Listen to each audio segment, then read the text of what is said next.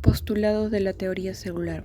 Theodor Schwann, Matthias Leiten, Rudolf Virchow. Ellos plantearon que todos los seres vivos están constituidos por una o más células o los productos secretados por ellas. La célula es la unidad estructural y funcional de todo ser vivo, y toda célula se ha originado a partir de otras células preexistentes. También mencionemos que Robert Hood fue el primero en utilizar el nombre de célula. Tipo de célula. Célula procariota.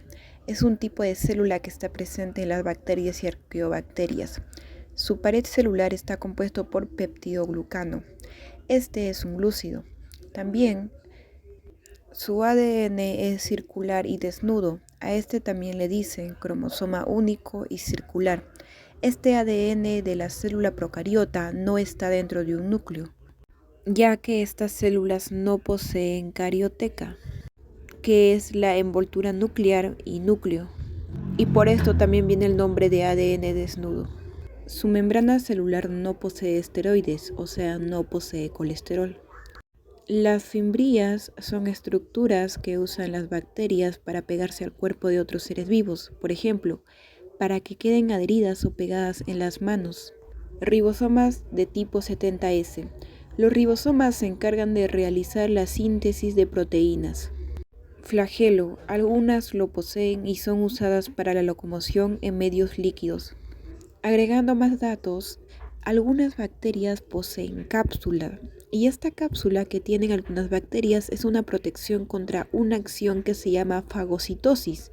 Evitan que ellas sean fagocitadas. También algunas bacterias poseen plásmido.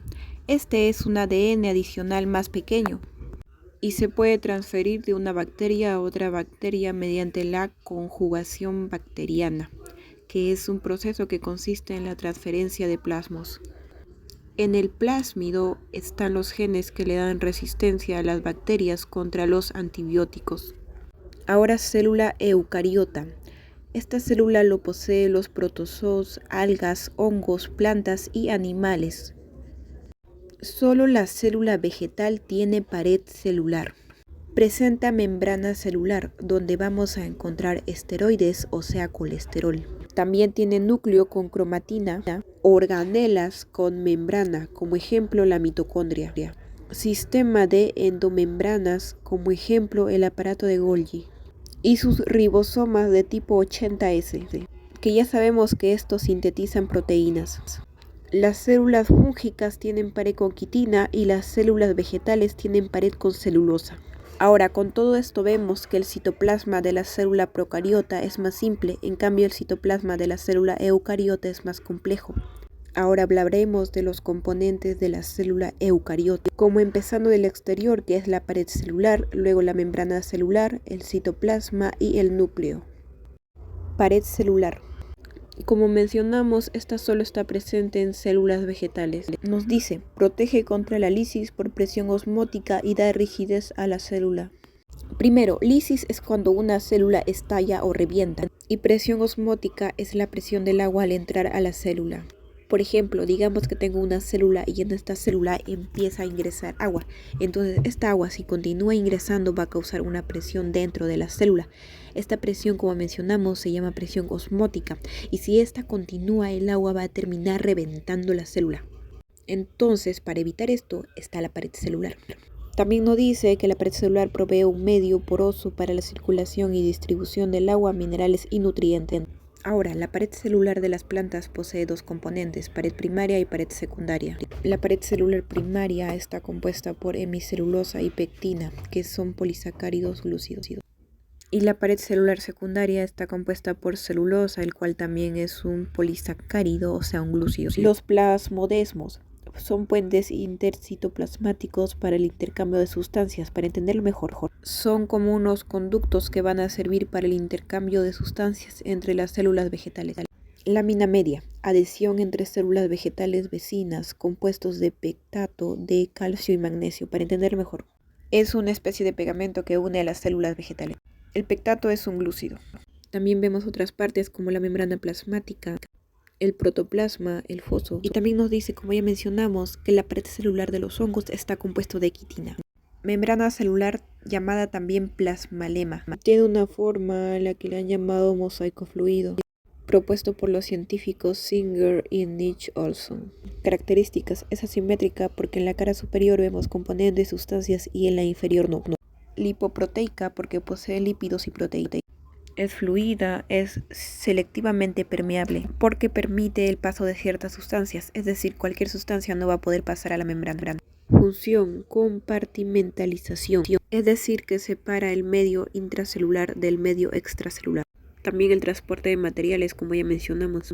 Vemos la bicapa de lípidos, que es el 40%, los fosfolípidos, quienes le dan fluidez a la membrana, el colesterol, que le da estabilidad a la membrana. También vemos las proteínas, que son el 52%, las integrales son las que atraviesan la bicapa de lípidos, y las periféricas son las que se encuentran fuera de la bicapa.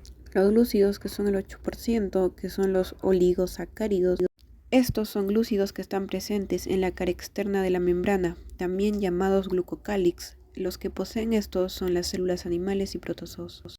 Mediante el glucocálix, las células se reconocen unas a otras. Ahora veremos las funciones de la membrana celular. La membrana celular tiene función de transporte. ¿Recuerdas que mencionamos que la membrana es selectivamente permeable? Hablaremos de eso. Número 1. Transporte pasivo. Es un transporte a través de la membrana en donde no se va a gastar energía, ATP. Es decir, se va a llevar a cabo un transporte de sustancias por la membrana, pero que no va a gastar energía debido a que es un transporte que se lleva a cabo a favor de la gradiente, es decir, ocurre por difusión. La difusión es un transporte que se lleva a cabo de una zona de mayor concentración hacia una de menor concentración. Eso también se llama a favor de la gradiente. Tipos: difusión simple. Es cuando las moléculas pueden pasar por la bicapa de lípidos, ejemplo, el oxígeno, el dióxido de carbono, ácidos grasos, alcohol. La difusión facilitada es cuando las moléculas también pasan por la bicapa de lípidos, pero por las proteínas de transporte, o sea, estas proteínas le facilitan el pase. Ahora, también hay formas de difusión facilitada, como por la proteína canal. De ejemplo, por ahí puede pasar el sodio.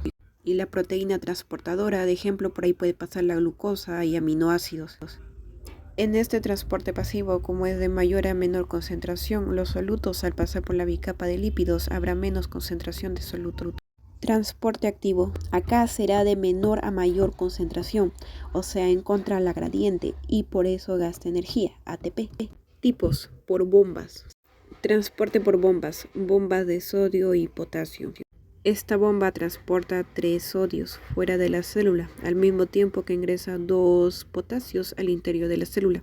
Mantiene las concentraciones del sodio y potasio en el medio extra e intracelular respectivamente. En el sistema nervioso es la base de la función nerviosa. Acá vemos, por ejemplo, cómo el sodio se lo va a llevar de adentro para afuera y el potasio de afuera para adentro, por la membrana. Ahora, transporte en masa, también llamado vesicular. Tenemos dos tipos. Primero, endocitosis. Permite la entrada en la célula de partículas grandes. Aquí tenemos tipos: la fagocitosis, que es el ingreso de masa sólida, la pinocitosis, que es el ingreso de masa líquida, y la endocitosis mediada por receptores. En esta, determinados receptores tienen que reconocer primero al cuerpo para que le permitan o no ingresar a la célula. Luego la exocitosis, que es el transporte de materiales en masa fuera de la célula.